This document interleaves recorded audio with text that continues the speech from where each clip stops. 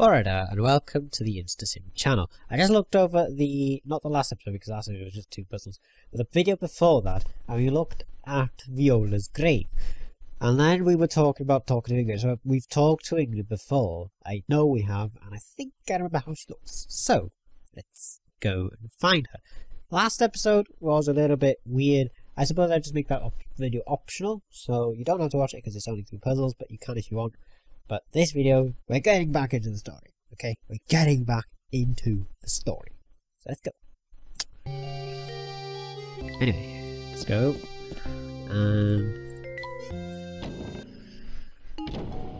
Oh, there she is. I think. Is this Ingrid? Oh, look who it is. Professor Layton, was it? There we go, I found Ingrid. The name's Layton, madam. Oh, that's right, Professor Layton.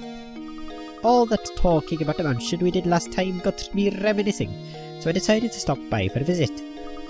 But enough about me. By the look on your face, it seems that you have something you want to ask me.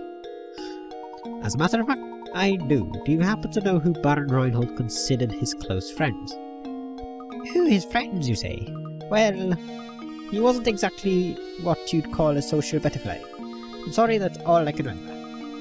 Oh, wait a moment. I do believe I saw that Zappone fellow pay a visit to the mansion a few times. Professor? Oh, Professor? Could she be referring to that man we met? Ah, yes, that gentleman with a fancy little moustache. We should ask if he knows anything. I would wager he's still hanging around that fork in the road just beyond the clock tower.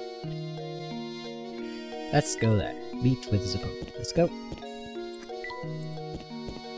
We can't wait to see Zappone this way. Through here. Keep going. And there it is. Close friends of the Baron? Well, I myself had the pleasure of meeting Baron Reinhold a few times. But you weren't a close friend of his? Me? Ha ha ha, oh no, I was nothing of the sort. I see. Can you think of anyone at all who was friendly with the Baron Reinhold? I might know someone. Actually, no I don't. Or do I? Now let me think. I guess Zappone can't really tell us much of anything. Yes, I'm afraid he was no help at all. I suppose that means we're back where we started. But at least we can be sure that this close friend we're after is a resident of the same mystery. You mustn't give up, Luke. Let's continue to ask around. Right, ask around the village. Okay. Let's go up here. Let's talk to this guy, because he might know. Oh, a customer. Welcome, welcome. We have some great deals on sausage today, and my skirt steak will make any plate a fashion plate. Haha. Sorry to disappoint you, sir, but we didn't come here to shop. Oh, and here I was thinking I was about to get a big sale. You've got a hungry look about you, you know. Well, if I can't interest you with any of my fine meat products, can I at least tempt you with a puzzle? Do it, Herschel! I need puzzles! Yes, master. Yes, you can. Yes, you indeed can. Sausage thief. Let's go for it. Somebody ate the butcher's sausages. Here's what these 4 boys have to say. A says B ate the sausages. D ate them all up. I didn't eat them. B's lying. Only one of the only one of the rascals is telling the truth, and all the others are, needless to say, lying. Can you work out who ate the sausages? This guy would look more as if he has eaten all the sausages. Because he's fat. So he seems to be the one who's the culprit. Only one of the rascals is telling the truth, and all the others are, needless to say, lying. Can you work out who ate the sausages? So, A says B ate the sausages. B says D ate the sausages. C said he didn't eat any of them. And D says that B is lying.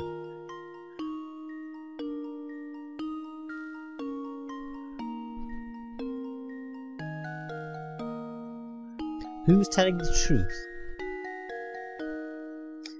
Nobody's mentioned C. So I suppose that C is the only one telling the truth. But he could be the one that's lying. D says that B is a liar.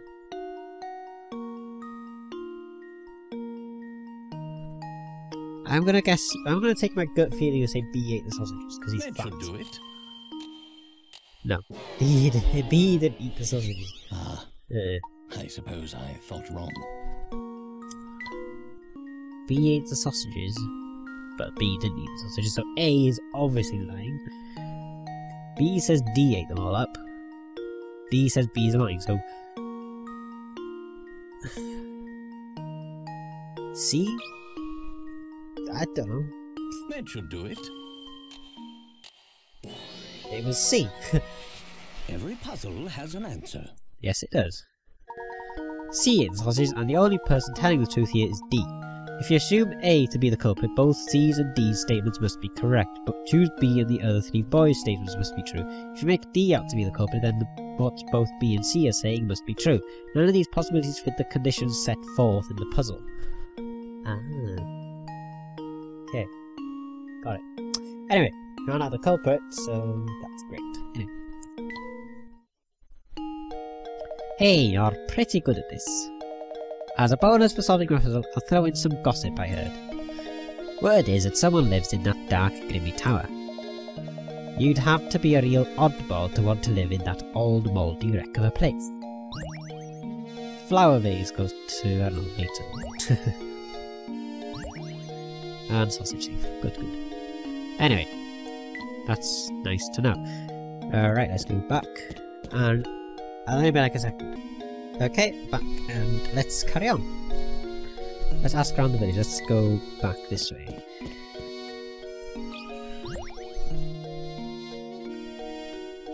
Hee good afternoon. Good afternoon, sir. Hey, I'll tell you a secret if you solve this puzzle for me. It's a really tricky one. 5 borrowers. Okay, 60. Oh, blimey. Each of these 5 people have borrowed money from one of the others, and each has lent money to one of the other. And each has lent money to one of the others. You know that none of them has lent money to more than one person, and none of them has borrowed money from someone they have lent money to. You also know these facts. B borrowed money from A, E did not lend money to A, C lent money to D. Who did A borrow money from? So, your answer. Okay. Okay, so... none of them has lent money to more than one person. So, B has only... oh wait, hang on. Okay. None of them has lent money to more than one person, so A has only ever borrowed to B. Given money to B. So that's... can't actually circle A, because he can't borrow money to himself. Anyway. A is given to B, so we cannot say that B would give to A either, can we? And none of them has borrowed money from someone they have lent money to. So A lent money to B, so B hasn't borrowed money to A, or A hasn't borrowed from B. E did not lend money to A, so E has not gone that way. So A could have borrowed money. Oh wait, E did not lend money to A, so E is out of the equation as well. And C lent money to D. Right. So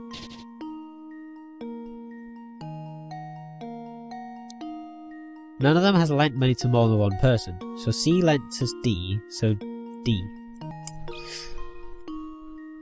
It'd have to be. That should do it. 60 picker rats in my bag. Thinking is the Good. key to success. A. That's right, A borrowed from D. If you trace the flow from money according to the statement conditions, the answer becomes obvious. Yeah, so A gave to B, B gave to E, E gave to C, C gave to D, and D gave to A. That's pretty obvious. Wow, you're smart. Okay, come closer so I can tell you my secret. I heard that all the people who get kidnapped feel a little sick right before they get taken. I bet the monster lives up in the tower, feeds its victim nasty food before it pounces. Ooh, I bet it's like haggis ice cream with gravy jelly. Ugh. Can't imagine that. Ugh. Or maybe just picks the weakest person to snatch. But why would he need all those people? I don't know. Beats me. Anyway, we can't talk to the cat, so I'm not going to talk to the cat. How about this guy? He might know a lot of things. Nothing good could be said about that tower. I heard it's really scary. You should stay away, see? Okay, he knew nothing.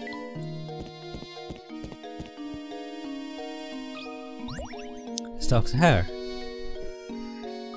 Tee, who are you looking for this time? Want to rest for a minute and solve this puzzle? Okay then, let's go for it. Which job? Two companies have put out help wanted ads aside from the information below. The two companies offer are exactly the same. Wait, aside from the information below, the two companies' offers are exactly the same. From a purely financial standpoint, which one should you work for? Company A will pay you 100,000 a year and give you a 20,000 raise yearly. Company B will pay you 50,000 every 6 months and give you a 5,000 raise every 6 months. Okay, so which one do you go for? Well, you've had 50,000 after 6 months from the first one, whereas you got nothing from the. You've got nothing from A, is it? Yeah. So let's. You've got nothing from A in 6 months, but you had 5,000 from B after 6 months. 50,000 even. But you get a raise after that 6 months. So the next 6 months you get 55,000. So you got 105,000 from B, whereas you got 100,000 from A. So I would go for B. Luke, here's my answer.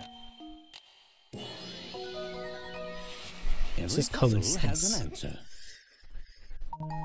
Nice one. As seen in the image above, if you actually work things out, you'll see that the salary for Company B will always be 5,000 higher than the corresponding salary at Company A. Pretty much, yeah.